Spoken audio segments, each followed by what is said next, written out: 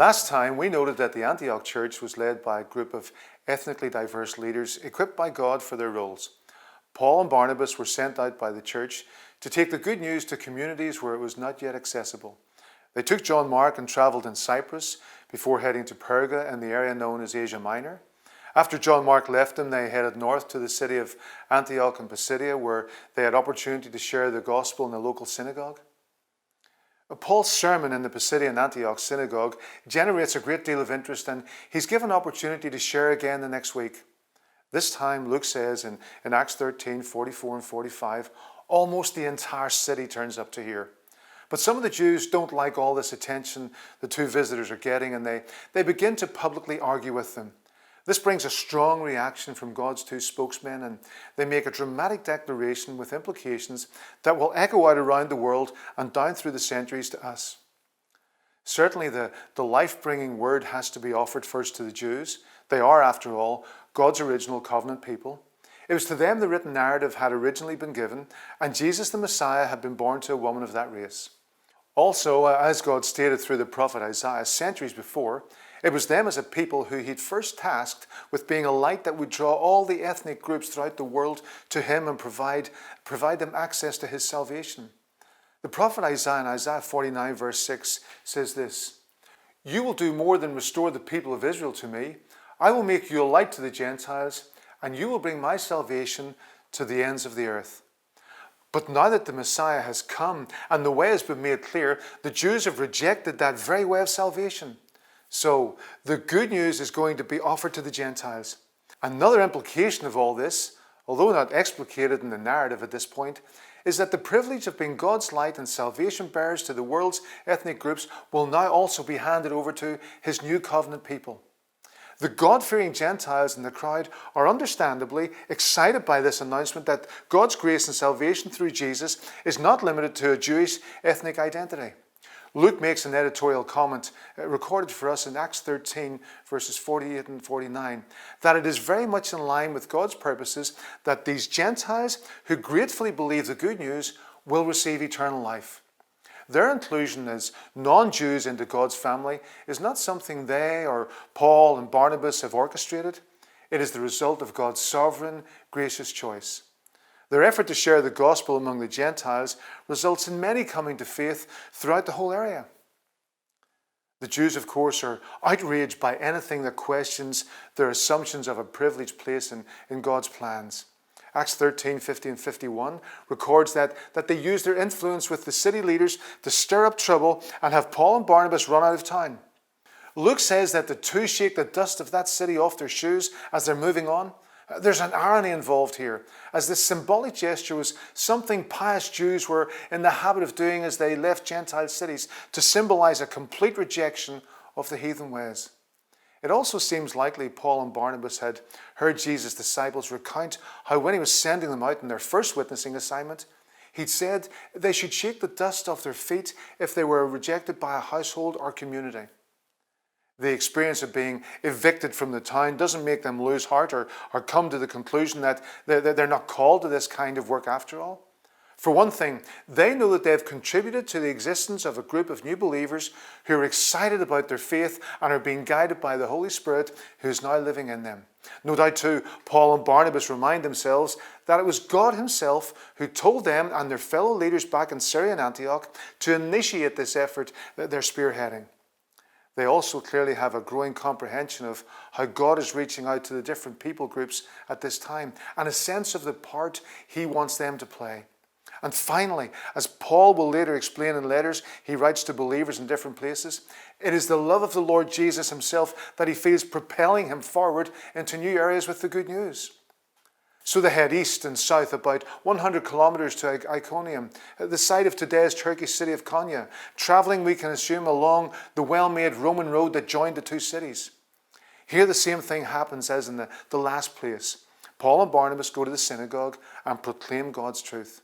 It's worth noting that despite their previous strong statements about God opening the door to the Gentile nations in the face of Jewish national rejection of their Messiah, it does not mean he is no longer reaching out to the Jews as individuals.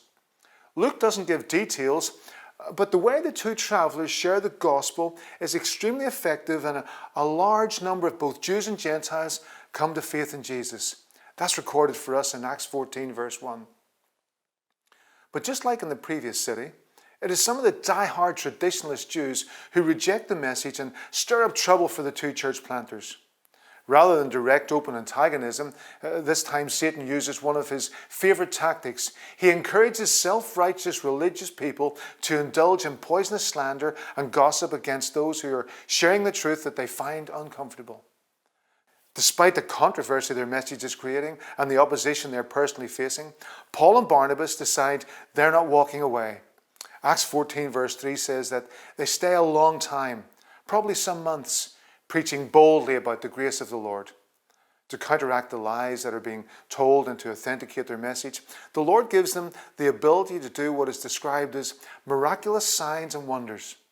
With no authoritative New Covenant narrative yet written to base their teaching on, these supernatural evidences of the Spirit's involvement were crucial in the early outreaches of the church.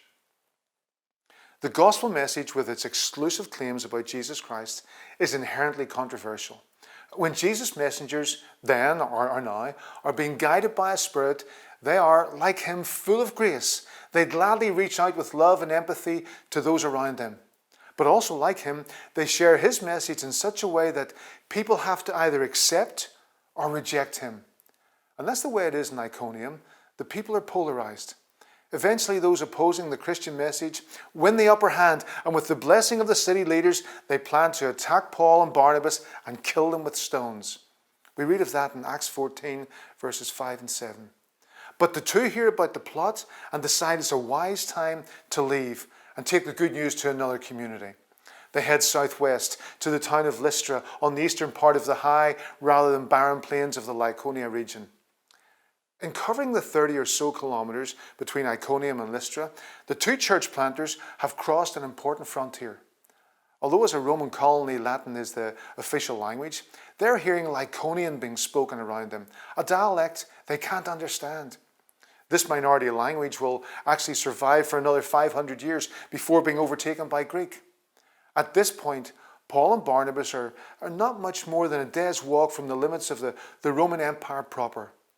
Just as Jesus had commanded some 20 or so years before, his body, his ecclesia, is reaching out with his good news and into the more far-flung ethnic groups.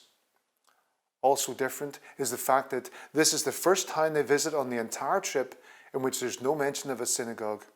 Educated Greek philosophy or Jewish monotheism have made little impact, and the prevailing worldview is a blend of Greek mythology and local cultish practices. These beliefs condition the people's response when they observe Paul being used to miraculously heal a physically handicapped man. Because of the language and culture barriers, the two visiting church planters don't understand at first that they're being healed by the locals as gods. When it becomes apparent that elaborate preparations are being made to offer sacrifices to them, Paul and Barnabas protest in the strongest possible terms. They try to convince the people that they're only human beings who've come with a message from the living God. In contrast to previous contexts where their audiences have been familiar with God's written narrative from the Jewish scriptures, it's worth noting how they engage with these people who know nothing of the true Creator. Here, understandably, they start much further back with a pre-evangelism appeal to the narrative of God's creation and the natural blessings of life that speak clearly of his sovereign but gracious rule over the earth. Whatever level of access people have to God's revelation, they have no excuse. Everyone is morally responsible to live up to his absolute standards. It's not long before the town's adulation turns sour, recounted in Acts 14 verses 19 and 20. The Orthodox Jews from Antioch and Iconium have relentlessly followed them all the way here to Lystra. Somehow they are able to turn the crowd against the two gospel teachers. Paul is particularly targeted and is brutally pelted with stones, then dragged outside the town and left for dead. But with those from the town who have become followers of Jesus standing around, Paul regains consciousness and gets to his feet, perhaps with God's miraculous help. Luke doesn't specify. But certainly the next day he is well enough to set out with Barnabas on the 100-kilometer trip to Derbe. Luke doesn't give many details of their time in this town that was at the very eastern edge of the Roman province of Galatia, but he does say that through their sharing of the good news, they introduced many people to Jesus Christ who become his disciples. At this point, Paul and Barnabas decide not to go on to any new communities. Their most direct route home would be southeast across the Taurus Mountains via the narrow pass then known as the Cilician Gates, today called the Gulik Pass, route of the Tarsus-Ankara highway in Turkey. But Acts 14:21-27 records that instead they chose to retrace their steps, visiting the towns they've been through, including those where they were so viciously harassed. They know that the fledgling churches they've planted need encouragement to stand against the many challenges they will inevitably face, and so they spend time strengthening them, no doubt teaching them by building on the narrative foundations already laid. But the two church planters also know that these groups of disciples will need guidance and ongoing feeding from God's word. No details are given here about the process, but we know that by the time Paul and Barnabas leave each fellowship, they've made sure that there are qualified leaders in place. So we read in Acts 14:23, Paul and Barnabas also appointed elders in every church. With prayer and fasting, they turned the elders over to the care of the Lord, in whom they had put their trust. The term for this role that Luke used is presbyterios, traditionally translated into English as elders. This is links back to the Old Covenant, when certain men in the Israelite tribes were looked to for guidance based on their wisdom and experience. Now, as we'll see in the narrative, this role of shepherding local groups of believers under the New Covenant is linked directly to particular Spirit-given gifts, abilities and personal qualities. Certainly, the Acts account reflects that the two church planters took very seriously this step of appointing elders and then placing the believers into their care. Paul and Barnabas continue to retrace their steps until eventually they make it back to their home fellowship in Antioch of Syria. Their arrival must have been a real time of excitement and encouragement for the church that has been supporting them in prayer while they've been away. The two have great things to report, how so many Gentiles in particular responded in faith to the message of good news about Jesus that they had shared with them.